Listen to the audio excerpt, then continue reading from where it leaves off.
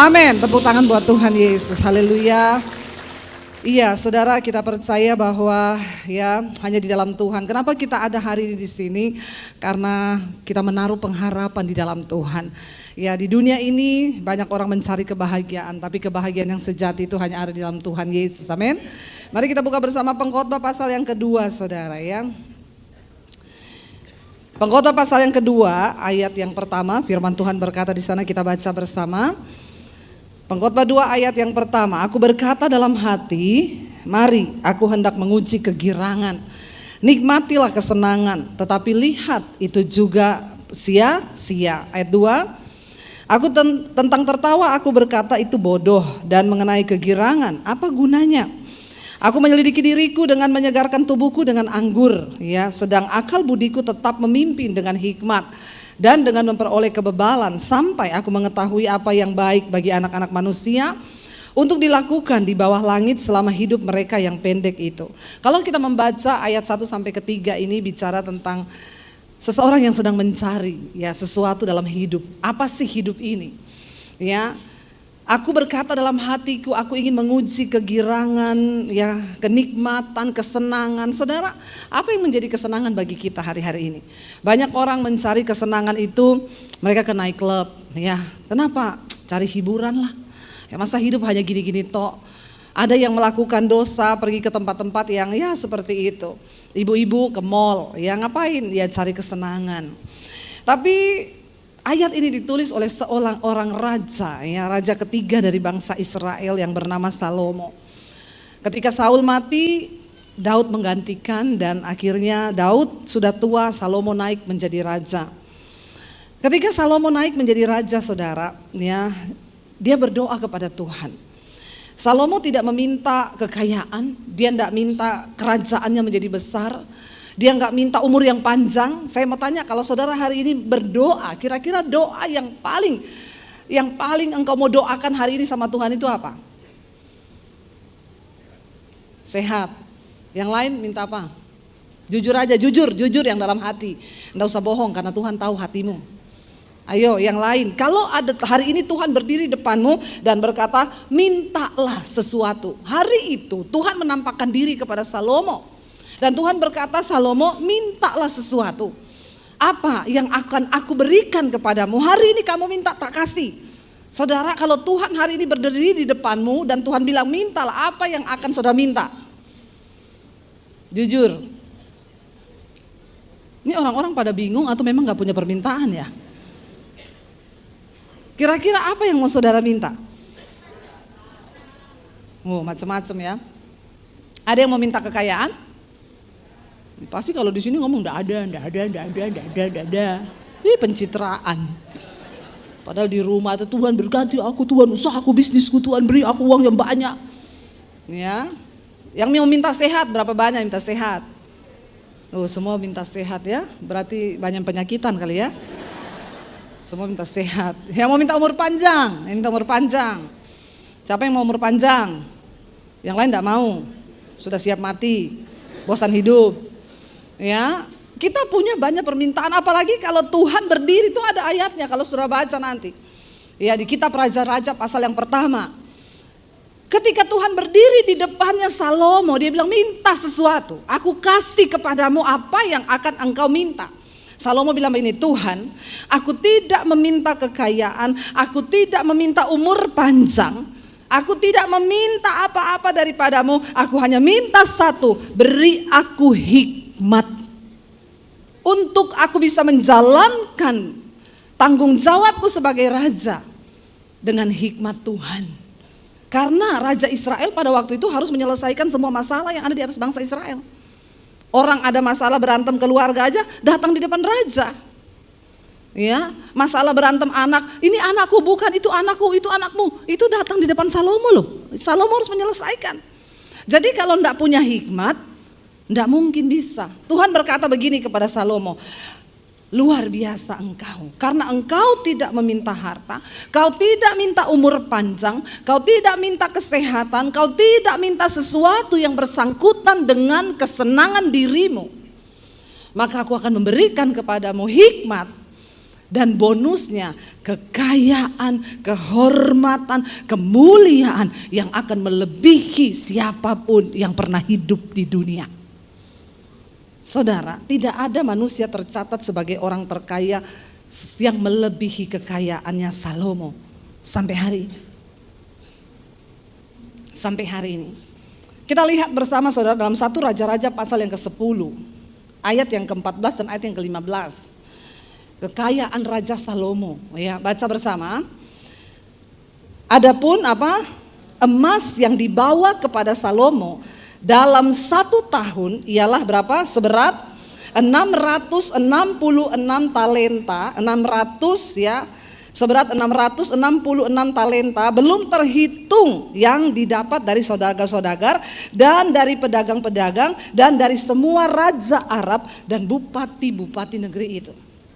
Saudara, ya, dikatakan setiap tahun ya yang dibawa kepada Salomo itu adalah seberat 666 talenta. 1 talenta itu sama dengan 32 kilo. Salomo dalam setahun itu belum emas yang disetor raja Arab, bupati-bupati, saudagar, belum termasuk batu permata, berlian, batu-batu yang Salomo punya itu yang disetor sama raja-raja permasyuri Arab-Arab itu, wow. Itu hanya yang terhitung saja sekilas. Belum kapal-kapalnya dia yang berlayar mengangkut minyak, anggur, itu semua kekayaan alam. Salomo itu benar-benar tidak tertandingi kekayaannya.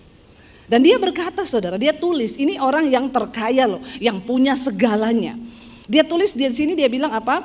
Aku menyelidiki tentang menguji kegirangan, nikmati kesenangan, tapi lihat itu juga sia-sia. Tentang tertawa aku berkata itu bodoh, ya kegirangan itu apa gunanya? Aku menyelidiki dan aku menyegarkan diriku dengan anggur. Dia minum wine. Dan dia punya itu wine yang terbaik. Tapi akal budiku tetap dalam diriku, artinya apa? Dia tidak mabok. Ya, nggak kayak anak muda sekarang kalau minum mabok. Ya, ditanya kenapa kamu mabok? Pengen lari dari kenyataan. Begitu sadar, kenyataan tetap ada. Jangan lari dari kenyataan. Itu lari yang paling melelahkan. Ya, lebih daripada lari maraton. Lari dari kenyataan itu lebih melelahkan, tapi cepat kurus. Ya. Dia berkata di sana saudara, ya ayat 3, aku menyegarkan diriku dengan anggur, tapi akal budiku tetap memimpin dengan hikmat. Sampai aku mengetahui apa yang baik bagi anak-anak manusia yang dilakukan di bawah langit ini. Saya mau bilang nih buat anak-anak muda, kalau engkau hanya hidup untuk mencari kebahagiaan, mencari kekayaan dan engkau pikir kekayaan itu bisa membahagiakan, kau harus belajar dari Salomo. Salomo itu orang terkaya dan dia bilang apa saudara? Ayat yang keempat baca bersama. Aku melakukan pekerjaan-pekerjaan besar karena dia bilang ini yang aku tahu yang dapat dilakukan di bawah langit ini selama manusia hidup, ini yang paling baik dia bilang. Aku melakukan pekerjaan-pekerjaan besar, mendirikan bagiku rumah-rumah. Istananya Salomo itu lantainya dari emas. Saking kebanyakan emas ya. Rumah-rumah menanami bagiku kebun-kebun anggur, dia punya perkebunan anggur itu terbaik ya. Aku mengusahakan bagiku kebun-kebun, taman-taman dan menanaminya dengan rupa-rupa pohon buah-buahan. Aku menggali bagiku kolam-kolam, mengairi dari situ taman dan pohon-pohon muda. Aku membeli bagiku budak-budak laki-laki dan perempuan. Dan ada budak-budak yang lahir di rumahku. Aku mempunyai juga banyak sapi dan kambing domba, melebihi siapapun yang pernah hidup di Yerusalem sebelum aku. Peternakannya, wow. Dia punya semua saudara. Ayat 8 dia bilang apa di sana? Aku mengumpulkan bagiku juga perak dan emas, harta benda raja-raja. Saya mau tanya, harta benda raja-raja itu harta sembarangan? Harta bendanya raja-raja itu berlian-berliannya saudara. Wow, ya itu luar biasa. Dia kumpulkan koleksinya itu, kekayaan raja-raja, kekayaan kerajaan-kerajaan. Ya kalau engkau baru koleksi berlian-berlian yang kayak gini-gini, enggak usah sombong, amin. Ya baru aja ya beli tas yang harganya ya 1 M, jalannya udah beda. Lihat orang, enggak usah sombong. Lebih sombong lagi pakai yang bermerek tapi belinya di pasar Atom. Itu lebih sombong lagi. Biasa aja hidup ini, biasa aja. Salomo ini loh orang terkaya loh, orang terkaya. Kurang apa saudara? Dia bilang, aku kumpulkan bagiku juga perak, emas, harta, benda raja-raja. Aku mencari bagiku biduan-biduan para penyanyi. Zaman itu kalau sudah ada Justin Bieber, dibayar datang ke istananya Salomo. Inul dipanggil, ngebor di sana. Ya, abang ini, lihat-lihat bodiku yang seksi. Dipanggil, apa? Orang kaya bebas, manggil siapa aja, bisa bayar, benar nggak? Dia kumpulin, dan yang menyenangkan anak-anak manusia, yakni apa? Banyak. Tolong bapak-bapak baca agak keras. Dan yang menyenangkan banyak manusia, menyenangkan manusia yaitu banyak. Memang ternyata banyak gundik itu menyenangkan. Menyenangkan enggak bapak-bapak? Enggak usah pura-pura alim gitu loh mukanya. Ditanya menyenangkan enggak? Ada istrinya di samping. Coba dia bilang menyenangkan, perkara itu sampai di rumah. Enggak selesai, enggak jadi makan pulang. Memang menyenangkan, ya, memang menyenangkan. Siapa yang enggak tahu Salomo itu punya 1.000 perempuan. 300 istri, 700 gundik. Istri dan gundiknya bukan anak-anak sembarangan, bukan perempuan sembarangan, putrinya Raja Firaun. Gundik-gundiknya itu permaisuri, putri-putri raja-raja. Ya, putri raja cantik enggak saudara? Cantik. Badannya harum, wangi, apalagi di daerah sana, Mesir, ya itu perempuan-perempuannya badannya tinggi besar, hidungnya mancung mirip-mirip saya. Kok mengejek sekali ketawanya ya? Saudara, cantik, 700 gundik, 300 istri. Kalau sehari ketemu satu tahun setengah 1 kali ketemu. Kalau digilir loh, tiap hari ketemu satu, dia ketemu lagi yang satu itu nanti 1 tahun setengah, berikutnya baru ketemu lagi satu. Enak gak hidupnya? Menurut saudara enak gak secara manusia? Secara manusia, bilang aja enak apa enggak? Cuma ngomong gitu ya pura-pura lagi. Enak, kaya raya, punya banyak istri, banyak harta, emas dia punya. Lalu dia bilang apa? Dengan demikian aku menjadi besar, bahkan lebih besar dari siapapun yang pernah hidup di Yerusalem sebelum aku. Dalam pada itu hikmatku tinggal tetap padaku. Saudara, waktu Salomo itu memimpin dengan hikmat Tuhan, Alkitab berkata, raja-raja, saudagar-saudagar, para pengusaha kaya itu datang kepada Salomo, mau mendengar hikmat Salomo. Dan Alkitab mencatat setiap kali mereka datang kepada Salomo, itu mereka membawa upeti, membawa persembahan. Persembahannya itu berupa emas, perak, berlian, itu yang tidak tercatat. Padahal yang lebih besar itu biasanya malah upeti-upeti gitu. Kenapa mereka mengantar itu kepada Salomo? Dia menjadi raja yang tersohor, Israel menjadi negara yang disertai Tuhan, dan dia punya hikmat. Raja-raja itu datang cuma pengen dengar hikmat Salomo, Alkitab bilang. Mereka datang dari negeri yang jauh, membawa kekayaan bangsa-bangsa, itu hanya untuk mendengar hikmat Raja Salomo. Saya mau bilang saudara, kalau di dalam hidupmu ada hikmat Tuhan, ada perkataan firman, orang itu pengen dengar kau. Kau akan sering ditraktir makan, benar kayak saya ini. Ya, saya ini kalau mau ngikutin orang di Jakarta, Bu, shalom Bu, kapan bisa makan sama saya? Ini yang ngomong ini bukan orang-orang sembarangan loh. Pejabat, orang-orang yang terhormat, kapan Bu bisa ngopi bareng? Saya sekarang nih saudara, ya karena ada firman Tuhan, ada hikmat Tuhan. Tuh orang tuh, ya Bu saya tuh bikin di IG aja, di @Semarang. Tiba-tiba inbox masuk, ting. Bu saya yang punya ini, saya mau ketemu ibu boleh nggak? Mau ketemu ini ibu boleh nggak? Bisa ngajak makan nggak? Itu loh, kalau engkau punya hikmat Tuhan dalam dirimu. Dan mereka ketemu itu tidak dengan tangan hampa loh. Ya, membawa sesuatu. Itu sudah ditulis firman Tuhan saudara. Kita nggak usah minta pun orang datang. Bu saya pengen ketemu ibu. Waktu pulang Bu ini ya, saya mau kasih upeti saudara, upeti. Ya, dapat sepatu 15 juta. Upeti nih. Saya nggak minta, enggak. Bu ini ada tas ya buat ibu. Saya nggak pernah beli. Kenapa? Ya memang itulah janji Tuhan. Waktu engkau hidup takut akan Tuhan, ada hikmat Tuhan di mulutmu. Orang tuh pengen deket, pengen ngobrol, ya pengen dengar hikmat Tuhan. Salomo tuh ngalami. Itu raja-raja bawa berlian, bawa emas, mau ngasih sama orang yang diurapi Tuhan. Tapi Salomo dalam segala kekayaannya, lihat dia bilang gini. Ayat yang ke-10, aku tidak merintangi mataku dari apapun yang dikehendakinya. Wih, apa yang dia lihat, dia pengen, langsung jadi miliknya. Lihat perempuan cantik nih, siapa itu? Bawa ke istana. Dibawa enggak? Dibawa. Itu perempuan pun tidak boleh menolak. Ini raja yang ngomong. Dia lihat tas. Berapa itu tas? Senang saya. Ajudannya bilang 4 triliun bos, beli. Orang kaya, bebas. Iya enggak? Berapa? 10 triliun. Penghasilannya setahun aja 800 triliun, belum harta-harta yang lain. Bebas, dia mau beli apa aja. Dia enggak pernah dikatakan di sana, ya, aku tidak merintangi mataku ini loh, dari apapun yang dikehendakinya. Beda sama kita kan. Lewat di mall, berapa tasnya itu? 10 juta. Ih, mahalnya. Langsung terintangi itu. Begitu lihat nolnya 3, terintangi langsung. Ya, terintangi. Kenapa enggak? Beda, Salomo itu matanya apa yang dia pengen, langsung bisa. Dia dapat saat itu juga. Bukan hanya itu, dibilang, aku tidak menahan hatiku dari sukacita apapun. Apapun yang membuat dia bersukacita hatinya, pokoknya diambil. Sebab hatiku bersukacita karena segala jeripayaku. Dia bilang, ini kan jeripayaku. Aku kerja, ya bebaslah aku mau beli apa aja. Bebaslah aku kepengen, ya. Tapi bedanya Salomo sama kita, dia belinya cash. Kadang-kadang orang Kristen, aku tahu memang itu usahamu, nah, tapi kalau gajimu 10 juta, jangan kau cuci mobil 7 juta. Sisanya tinggal 3 juta buat hidup, makan susah, akhirnya kau terlilit utang. Lalu kepinjol. Salomo enggak pinjol. Itu bedanya.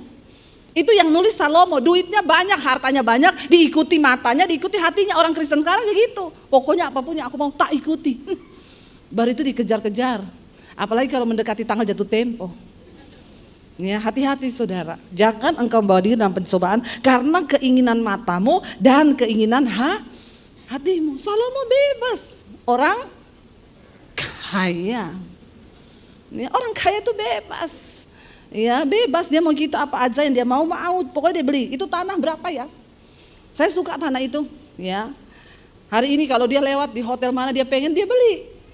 Orang kaya, ya. Kalau kita masih mikir, dia enggak. Ini buah dari jerih lelahku, dia bilang. Itulah buah dari segala jerih payahku, ayat 11. Ketika aku meneliti segala pekerjaan yang telah dilakukan tanganku, segala usaha yang telah dikulakukan untuk itu dengan jerih payah, lihatlah apa? Segala sesuatu adalah kesia-siaan dan usaha menjaring angin. Memang tidak ada keuntungan di bawah matahari. Pada akhirnya Salomo bilang, walaupun dia ikuti kata hatinya, dia ikuti pandangan matanya, ternyata itu semua seperti usaha menjaring angin. Ada yang bisa menjaring angin? Kau berdiri di depan angin terus kau pasang jaring, ketangkep? Artinya apa? Semuanya kosong, sia-sia belaka. Kau pengen beli tas ya ibu-ibu harga 1 M, oke lah. Lalu dibeliin sama suamimu. Kau pakai itu selama 21 hari kau pakai, habis itu kau bosan.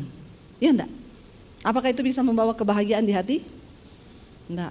Kau pengen mobil nih, kau tabung, kau beli mobil. Ya setelah kau miliki ternyata ya udah biasa aja mobil itu. Itu yang Salomo bilang, mengikuti keinginan mata, keinginan hati, ternyata semua hanya seperti menjaring angin. Enggak ada apa-apanya. Lalu dia bilang begini saudara, lalu aku berpaling untuk meninjau hikmat, kebodohan dan kebebalan. Dia melihat nih hikmat, kebodohan, kebebalan. Sebab apa yang dapat dilakukan orang yang menggantikan raja, hanya apa yang telah dilakukan orang. Ayat yang ke-13, aku melihat bahwa hikmat melebihi kebodohan, seperti terang melebihi kegelapan. Mata orang berhikmat ada di kepala, sedangkan orang bodoh berjalan dalam kegelapan. Tetapi apa? Tetapi aku tahu juga bahwa nasib yang sama menimpa mereka semua. Jadi dia mau bilang orang bodoh, orang berhikmat, nasibnya itu sama. Sama-sama nanti bakalan mati. Lalu dia bilang begini ayat 15, maka aku berkata dalam hati. Jadi ini perenungannya Salomo loh, bersyukur ditulis. Jadi kita bisa belajar. Ya kalau saya yang ngomong, saudara bilang begini, apa itu Ibu Debbie? Dia bilang kekayaan bukan kebahagiaan. Karena ya mobilmu biasa, rumahmu biasa. Ini yang tulis Salomo ya. Salomo ya, setahun 800 triliun itu yang tercatat. Yang tidak tercatat lebih banyak dari itu. Ini dia yang ngomong, bukan saya ngomong. Ya tolong ya bapak-bapak.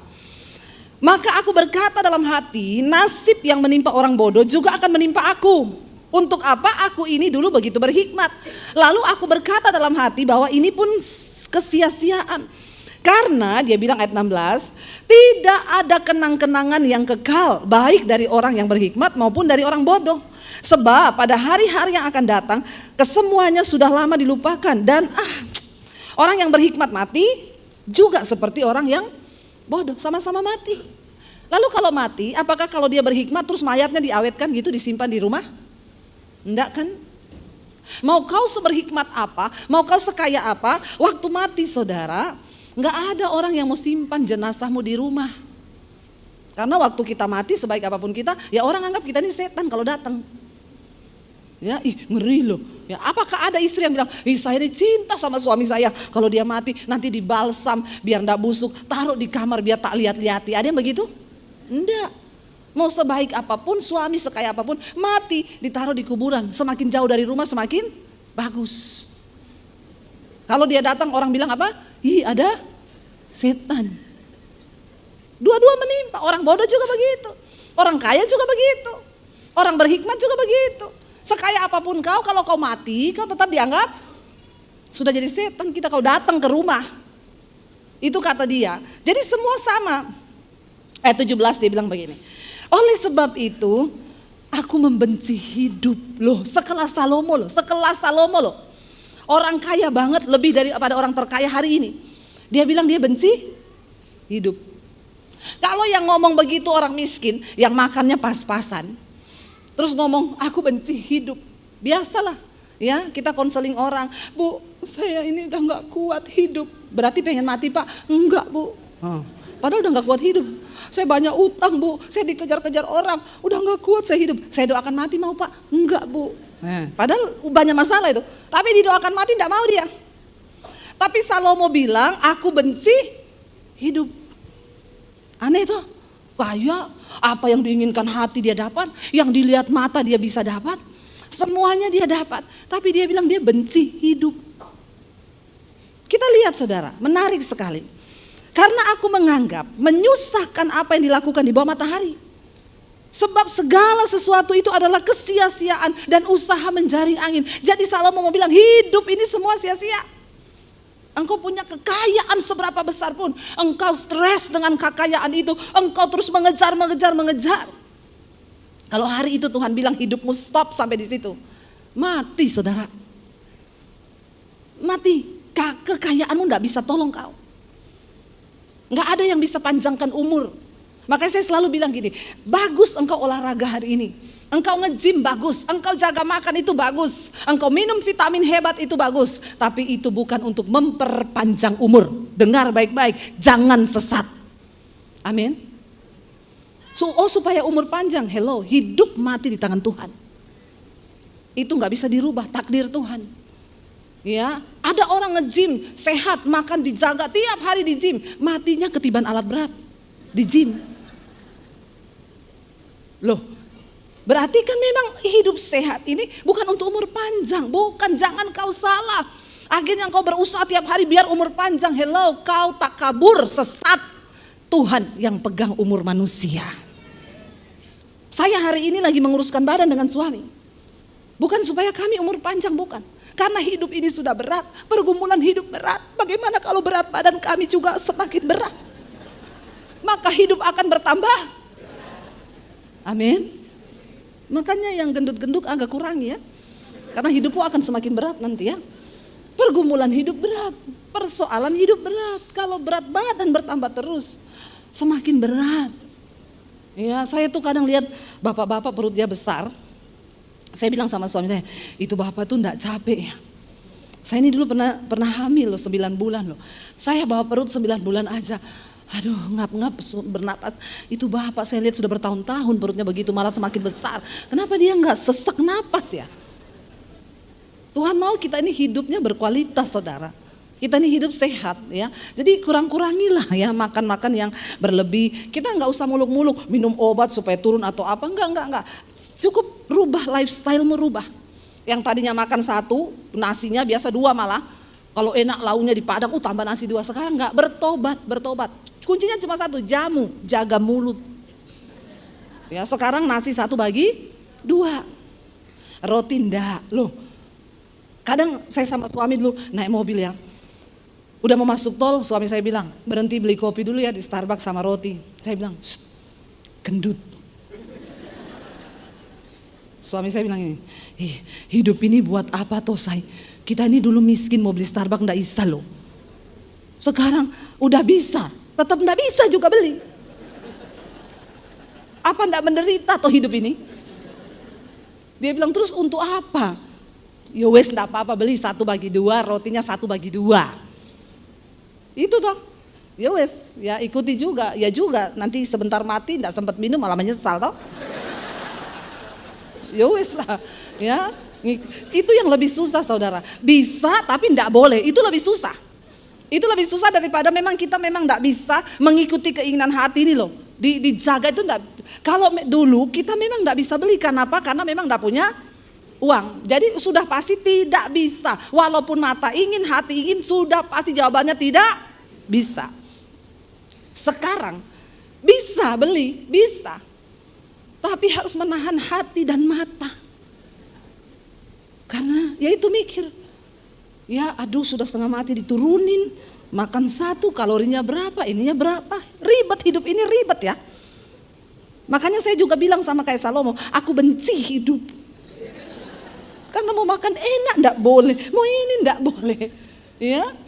Tapi ini yang ngomong Salomo loh, bukan saya loh. Ini orang yang bisa apa aja.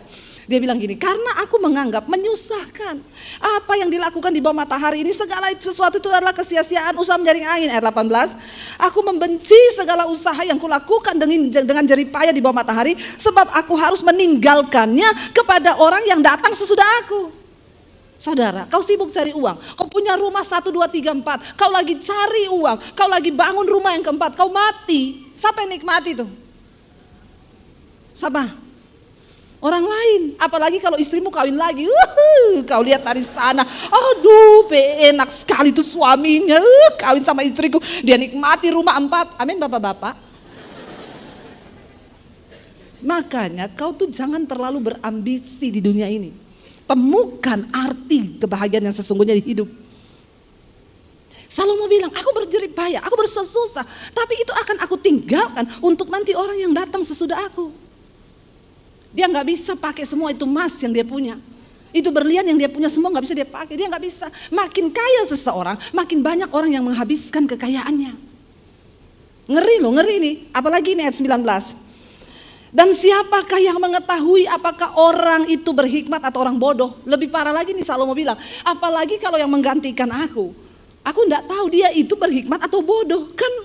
Kan gondok ya. Dia sudah setengah mati hidup berhikmat, cari diberkati kaya banyak harta, yang gantiin yang enggak berhikmat. Orang bodoh, lebih konyol lagi. Salomo bilang, dan siapa yang mengetahui apakah orang itu bodoh atau berhikmat? Meskipun demikian, ia akan berkuasa. Dan segala usaha yang kulakukan di bawah matahari dengan jerih payah dan dengan mempergunakan hikmat ini sia-sia. Ayat 20. Dengan demikian, aku mulai sekelas Salomo putus asa. Kalau kita putus asa, biasa. Kamu kenapa putus asa, Bu? Bisnis hancur, suami selingkuh, semuanya enggak enak, putus asa, biasa. Salomo, semua enak. Semua enak nih. Enggak ada yang enggak enak dari hidupnya. Tapi tetap dia bilang apa? Aku mulai putus asa, ya. Dan terhadap segala usaha yang kulakukan dengan jerih payah di bawah matahari. Ayat yang ke-21. Sebab kalau ada orang berlelah-lelah dengan hikmat, pengetahuan dan kecakapan, maka ia harus meninggalkan bahagianya itu kepada orang yang tidak berlelah-lelah untuk itu. Ini pun kesia-siaan dan kemalangan yang besar. Ada orang yang gak berlelah-lelah, dia punya karunia menikmati. Seperti yang saya cerita, ada penjaga villa sama yang punya villa. Bapak sudah berapa tahun jadi penjaga villa? 20 tahun Ibu. Yang punya villa di mana Pak? Di Jakarta. Bapaknya duduk santai di pinggir kolam, anaknya berenang, istrinya goreng pisang. Bapak ngopi di pinggir kolam. Sesekali istrinya datang antar pisang goreng. Bapaknya bilang, ayo dek lagi dek, balik lagi yuk 2 putaran. Yang punya villa di Jakarta lagi cekot-cekot kepalanya. Dikejar pajak sama mikir bayar cicilan. Jadi yang lebih menikmati yang mana? Loh, ini loh saudara. Hakikat hidup ini bukan seberapa banyak yang kita miliki kan? Tapi seberapa banyak yang bisa engkau nikmati.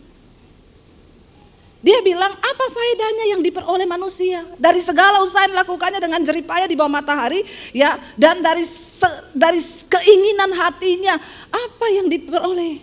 Seluruh hidupnya penuh kesedihan, ayat 23. Dan pekerjaannya itu penuh kesusahan hati. Bahkan pada malam hari hatinya tidak tentram. Ini pun banyak orang kaya kalau malam tidak bisa tidur. Minum obat penenang, minum obat tidur, insomnia. Ya enggak usah angkat tangan. Yang enggak bisa tidur enggak usah angkat tangan. Saya banyak konseling, Bu tolong Bu, saya tiap malam enggak bisa tidur Bu, harus minum obat Bu. Padahal kaya, saya bilang ibu ada uang enggak? Ada Bu, uang saya puluhan miliar di bank. Kenapa enggak bisa tidur? Enggak tahu. Beda sama tukang ojek yang capek banget enggak ada duit, dia baru pulang saudara, langsung letak di depan pintu ngorok. Tidur nyenyak dia. Makanya saya itu kalau ada orang kaya konseling, Bu saya enggak bisa tidur Bu, doa. Saya enggak mau doakan Bu, ibu kurang capek itu, kurang capek. Ya, coba ibu ngepel, rumahnya ibu besar enggak besar? Ngepel Bu, seluruh rumah ibu pel, habis itu ibu tidur. Karena kalau fisikmu capek, otakmu ikut tidur. Tapi kalau fisikmu enggak capek, otakmu capek, kau enggak tidur. Jadi ibu kurang capek, coba ibu capek-capek aja. Ya, saudara, orang kaya, hatinya kalau malam itu enggak tentram. Ya, jangan sampai engkau terjebak dengan hidup dalam kesia-siaan loh. Ya, malam enggak bisa tidur, pikirannya cekot-cekot. Engkau kurang bersyukur, engkau kurang berserah kepada Tuhan. Sehingga engkau harus minum obat tidur. Ya, kasihan loh, kasihan. Lalu dikatakan ayat 24, tak ada yang lebih baik bagi manusia. Ini Salomo bilang, nih inti poinnya. Tidak ada yang lebih baik bagi manusia daripada makan dan minum dan bersenang-senang dalam jerih payahnya. Aku menyadari bahwa ini pun dari Tuhan. Engkau bisa makan, minum dan bersenang-senang dalam jerih payahmu. Itu hanya engkau bisa dapatkan dari Tuhan. Amin. Dari Tuhan. Banyak orang saudara, dia punya segalanya, di restoran itu pesan banyak makanan. Tidak ada satupun yang tersenyum. Bapaknya main HP, istrinya main HP, anak-anaknya main HP. Sesekali bapaknya berdiri telepon, saya kan sudah bilang, itu bagaimana yang kemarin? Coba kamu rapatkan itu ya. Saya tidak mau tahu ya, besok pokoknya itu harus selesai. Duduk di meja makan, bilang, kenapa sih Pak? Itu makanannya, itu Saya banyak lihat tuh begitu. Makanannya enak, kepiting, lobster, ya semua yang terbaik. Tapi hatinya tidak ada damai sejahtera. Dia nggak bisa makan minum dengan tenang. Saya pernah duduk makan dengan orang kaya raya, ya, uangnya ratusan miliar kali. Selama duduk, saya udah bilang kan, gimana itu? Bentarnya Bu Devi berdiri lagi marah-marah. Saya bilang, Pak, Bapak ini orang kaya ya. Tapi Bapak tidak diberkati Tuhan. Kaya dan diberkati Tuhan itu dua hal yang berbeda. Kalau engkau diberkati Tuhan, ada kesenangan di dalamnya, ada damai sejahtera, ada sukacita dalam semua itu. Bahkan mungkin saat engkau dalam kekurangan. Tadi pagi saya ceritakan saudara, saya dengan suami ini, saya bisa cerita karena saya mengalami. Ya, kami hidup dari dulu saudara berkekurangan. Setiap malam minggu suami saya tuh ada uang, saya baru habis ngelesi piano, orang gereja dapat 50.000, yuk kita ke mall yuk. Naik motor 2, karena anak saya 3. Dulu kalau motornya masih 1 bonceng 5. Saya duduk paling ujung di besi. Kalau ngerem hati-hati jangan jatuh. Tertawa kan, seneng lihat orang susah. Kasihan lah, kasihan. Sampai di mall beli nasi goreng 2, es teh 2. 1, anak saya bagi 3, kami 1 bagi 2. Apakah kami tidak bahagia? Bahagia kami. Ya, beli mobil yang udah umur 20 tahun. Saya ditawari orang, Bu mau nggak, harganya 7,5 juta aja kalau cash, kalau ibu cicil ya 2 kali lipat 14 juta. Saya cicil sebulan 500.000. Saudara, itu namanya mobil dalam nama Yesus. Setiap kali mau pergi suami saya bilang, anak-anak berdoa ya dalam nama Yesus semua ya. Ini ada tanjakan di depan. Kita semua dalam nama Yesus, darah Yesus, dalam nama Yesus. Mogok. Terpaksa kata suami saya, turun ya, itu ada becak lewat. Ya, saya cegat becak, anak saya 3 saya pindahin ke becak. Tunggu bentar ya Pak, mobilnya tak dorong karena ditanjakan. Makanya anak muda kalau cari istri itu yang kayak saya. Bisa disuruh dorong mobil, angkat galon bisa, ganti gas bisa, kesetrum gak mati. Coba kurang apa nih istri begini? Gak usah tepuk tangan. Sedih saya, sedih. Ya, mau masuk mall, parkir di atas, naik tanjakan, suami saya bilang berdoa. Doanya kenceng ini, tanjakannya tinggi. Kita semua dalam nama Yesus. Anak saya udah gandengan tangan di belakang 3. Doa loh dek, doa dalam nama Yesus. Dia gas terus. Dalam nama Yesus, darah Yesus. Apa itu saya? Knalpot jatuh. Ketawa tuh. Ketawa. Saya cepet-cepet turun, angkat knalpotnya saya bawa. Cepet ada mobil. Istri idaman. Dan tepuk tangan Pak. Ya, angkat knalpot mobil gede loh saudara. Saya bawa naik ke atas. Tuh, susah, tapi kami senang. Abis itu kita ketawa di dalam mobil semua. Memang mobil dalam nama Yesus. Ketawa kita saudara. Nggak sedih, nggak. Dalam kesusahan. Engkau pun akan bersuka cita kalau dalam Tuhan. Salomo bilang, aku tahu itu datangnya dari Tuhan. Lihat ayat 25 bilang apa? Baca dengan suara yang keras. Karena siapa dapat makan dan merasakan kenikmatan di luar Tuhan? Ayo, siapa? Jawab, ada orang bisa bahagia di luar Tuhan? Sekaya apapun engkau di luar Tuhan. Munafik. Kau bisa tertawa, kau bisa pakai brand, kau bisa pakai tas miliar di luar Tuhan. Tidak ada kenikmatan dalam hidup. Jiwa manusia ini keinginannya tidak terbatas. Salomo mengikuti keinginan hatinya, keinginan matanya, istrinya banyak. Tapi jiwa manusia itu tidak terbatas. Tidak bisa diisi dengan sesuatu yang terbatas. Jiwa manusia hanya bisa dipuaskan dengan sesuatu yang tidak terbatas. Dan itu adanya dari Tuhan. Waktu Tuhan ada dalam hidupmu. Siapa Salomo bilang? Siapa bisa makan dan merasakan kenikmatan di luar Tuhan? Tidak ada saudara, cuma di dalam Tuhan ada kebahagiaan. Ayat 26, baca bersama. Karena kepada orang yang dikenannya, Ia mengaruniakan hikmat, pengetahuan dan kesukaan. Tetapi orang berdosa ditugaskannya untuk menghimpun, menimbun sesuatu yang kemudian harus diberikannya kepada orang yang dikenan Allah. Ini pun adalah kesia-siaan dan usaha menjaring angin. Jangan sampai kau kaya, tapi kau hidup dalam dosa. Kau hanya bekerja untuk orang yang dikenan Tuhan. Uangmu nanti akan dinikmati oleh orang dikenan Tuhan. Maaf, yang punya villa sama penjaga villa, penjaganya dikenan Tuhan. Kalau villanya rusak gimana Pak? Saya tinggal telepon Bu. Pak, villa rusak, perbaiki plafon sekian-sekian, berapa Pak? 15 juta, ya udah saya transfer ya. Dia gak berusaha. Dia minum kopi, isinya goreng pisang, anaknya berenang. Yang susah cari uang, berantem sama istrinya, ribut dalam rumah tangga, anak narkoba itu yang punya villa. Karena dia hidup dalam dosa, tidak dikenan Tuhan. Dia dipakai Tuhan, ditugaskan Tuhan untuk menimbun harta yang nantinya harus dia berikan kepada orang yang dikenan Tuhan. Saudara, dalam hidup ini yang terpenting adalah perkenanan Tuhan. Amin. Bagaimana hidup dalam perkenanan Tuhan? Tinggalkan dosa. Cari Tuhan sungguh-sungguh dan bilang, Tuhan aku butuh perkenananmu di hidupku. Saya undang para imam musik maju ke depan. Tanpa perkenanan Tuhan semuanya hanya sia-sia. Semua hanya kebohongan. Semuanya tidak akan berarti apa-apa. Kita mau bilang, Tuhan hanya di dalam Engkau ada pengharapan yang pasti. Hanya Tuhan yang sanggup. Karena saya mau bilang hari ini saudara, buang semua dosamu, tinggalkan semua hal yang menyakiti hati Tuhan. Biar kita dapatkan perkenanan Tuhan, supaya engkau bekerja dalam perkenanan Tuhan. Rumah tanggamu bahagia, anak istrimu berbahagia. Kita mau bilang, sekali Yesus, selamanya kita tetap memilih Yesus.